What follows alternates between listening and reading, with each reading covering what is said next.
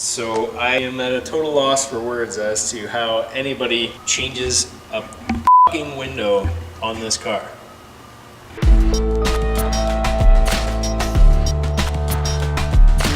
Today, I am going to be doing some work on the old fender. I got to take off the mounting brackets, and I'm also going to fix the headlight. I got some free stuff. It's flexible, kind of. It's not really meant for headlights. It's not really meant for plastic, but I'm going to try it. It was free. Let's get to it.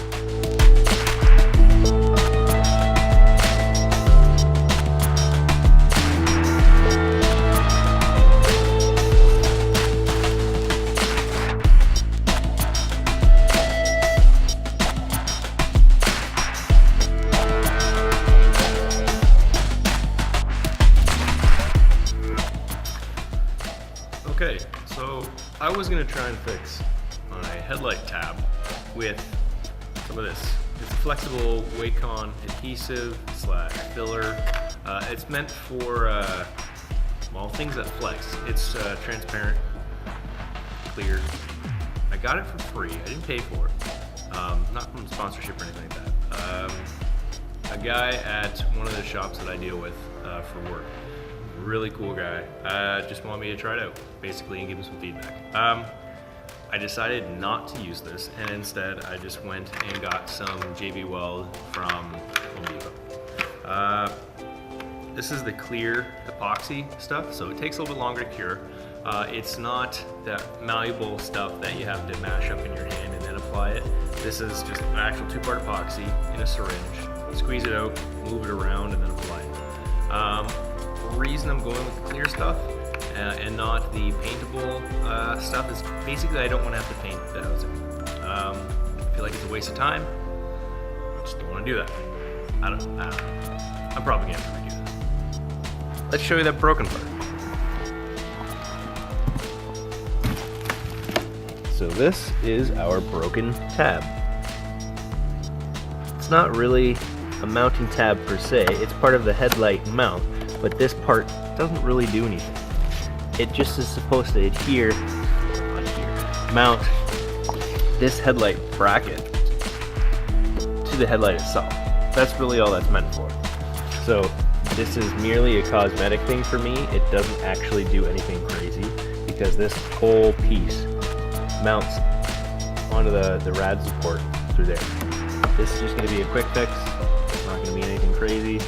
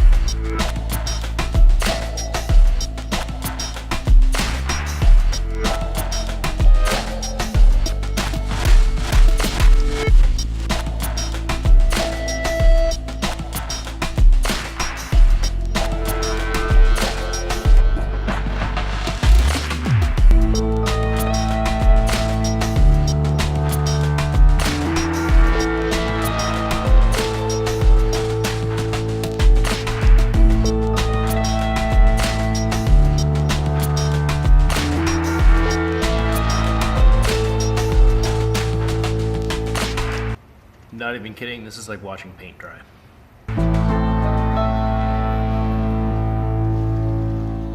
Now, I realize I didn't say this, but yeah, you're supposed to scuff up the area, clean it, and then apply your JB Weld or whatever epoxy or plastic weld that you're trying to use.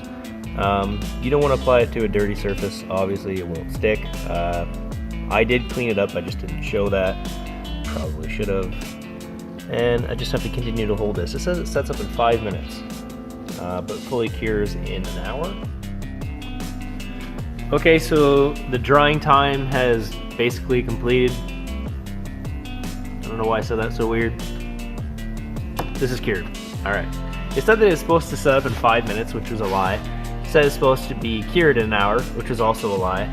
It has literally been an 8-hour shift at work before this was hard. So I don't know where they're getting their times from. It's not cold in here. I am in a heated shop. Like, I don't get it. Anyways, that's done.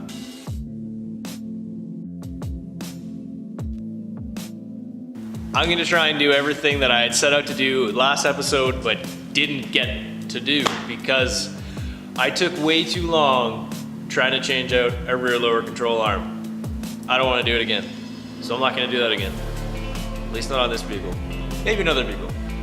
God, I hope not another vehicle. So today I'm gonna try and do the fender. I'm gonna put on the bracketry that needs to be on there to be able to mount the fender on the car, and we'll also have the support for the headlight mounting bracket. I'm gonna try and put on the hood, see if I can line it up by myself. Usually you have a friend help you do that, but I'm all alone today. Most days I'm pretty alone. And I'm gonna try and take off the front driver door and basically take a block of wood and hammer on where the crease was, where the door leads into the fender. It kind of bends a little bit. Basically I need to hammer that from the back, but I wanna use a block of wood to try and save the door and paint and seam sealer as best I can. I realize I'll probably have to reapply the seam sealer, but that's not a big issue, which I'm pretty sure I said last week. Man, I say a lot of things. So let's do some work. Okay, so here's what's going on. These are little brackets, or mounting tab brackets, whatever you want to call them, that attach to the apron, but then they also attach on the underside of the fender. In these holes, those holes, and there's also one more at the front here. There. They have to be riveted on. I do have the rivets and stuff, but the brackets are a little bent from when it was in the accident. As you can see on this side, the bracket has a certain shape to it, right? Then if you look at this one, I realize this is comparing left to right, but see how the bottom part of this bracket has such a bad wave to it? It's got to be a little more flat like that. So I'm gonna have to put this in the vise and just try and flatten it out and make sure I have the right distance, the right height all the way across for the fender to be able to be mounted properly. And then you can see this tab, how it has a certain bend to it. And I'll have to fix this one to have the appropriate curvature to it, and then same for the other one that mounts here, like that. Okay, so let's put these in the vise.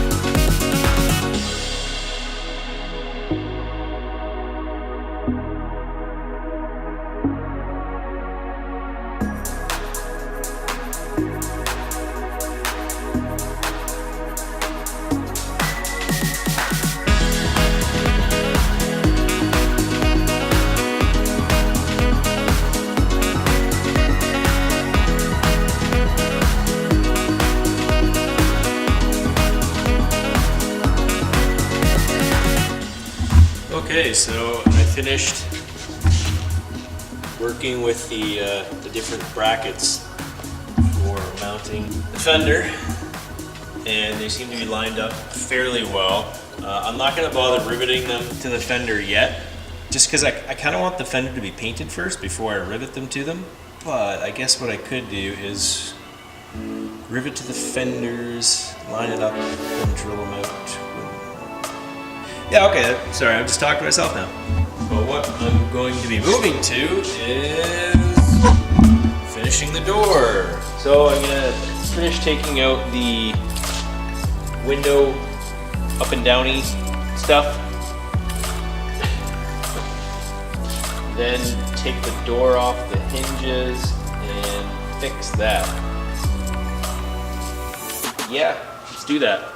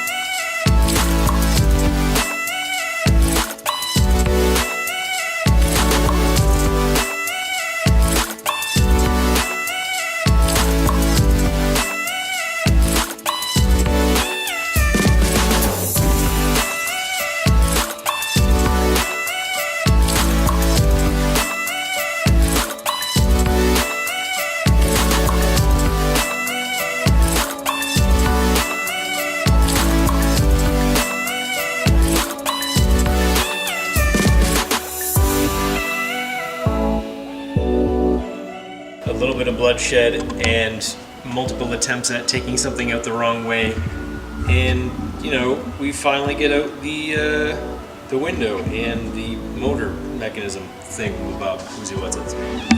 I have no idea how in the world you're supposed to get that thing out, because it did not fit through here at all. The one bracket, that little bracket there, does not fit through this opening. So I am at a total loss for words as to how anybody changes a f***ing window on this car. I guess I have to install the new glass, but I don't understand how I'm gonna do that.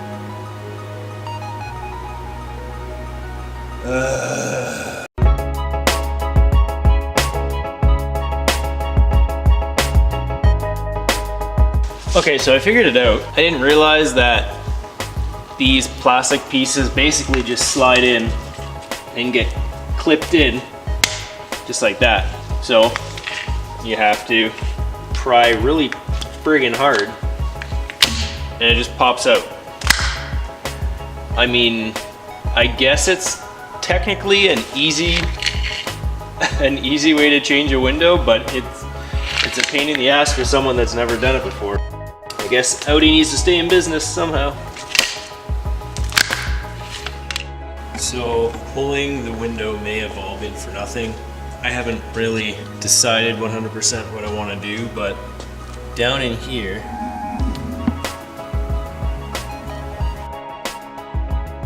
there's a spot weld seam right there. All along there, there's a spot weld seam. And you can see that it's separated right down there. And that actually caused this, where the mirror, the side mirror actually mounts. The whole thing is now cockeyed a little bit. This side is pushed in more than here. So when I place the mirror on to try and line it up just to see how the fit goes, this entire strip of the mirror covering pops out like that, because when you're trying to put it flush here, it angles the whole thing out like this. So I've already tried pulling this. I put a bolt through there with a slide hammer and was trying to pull this entire part out like this. But if you can see down in there, this is actually a double reinforced inner seam. So there's the inner door skin and the outer door skin where they meet. And where this part is, the inner door skin, actually separated from the outer door skin weld, and I can't get in there, like in this entire area, in here, to try and hammer it through, because there's one door skin, there is a second door skin, and then there's the outer door skin. So this is the part that's bent, not this. And I can't get to this to hammer it back that way. The other side is actually totally fine. I was already hammering on this and it did nothing, basically. So I may not actually be able to save this door. I may have to get another door, which really sucks because that'll be another $700 on this build, which I don't really want to spend, I'll be honest. This was supposed to be a budget build, basically. It was to get this back on the road for my wife to drive or for I to drive when we have to take our daughter to appointments or whatever. Mainly it was so that I could take the Mazda off the road and then just have some fun with it. So I may have to buy another door. I'm gonna call a few friends that I know that do body work. I'm gonna see if they might be able to do something for me. If not, then I guess I'm gonna have to spend another $700, $800 on a door, which really sucks, because that $700 to $800 is even on the cheap side. There are some that are $980 to over $1,000, depending on where they're coming from. They'll somewhat local to me in Ontario, but it's just because the driver's side front door has so many electronics going on in it. It has the additional tweeter, especially because this has the Bang & Olufsen system, has the additional tweeter, has the mid, has the airbag sensor, has the module for the window, has a module for security, has a module for the side view mirror, because I have the power folding mirrors and auto dimming mirrors and blind spot monitoring. Yeah, these doors are way more expensive than just a regular door, which sucks. Or even just a rear door. I got a replacement rear door for $500. Like, well, that's basically it for today. I'm done. That's the end of this episode, or at least that's the end of today. We'll pick this up either tomorrow or next weekend.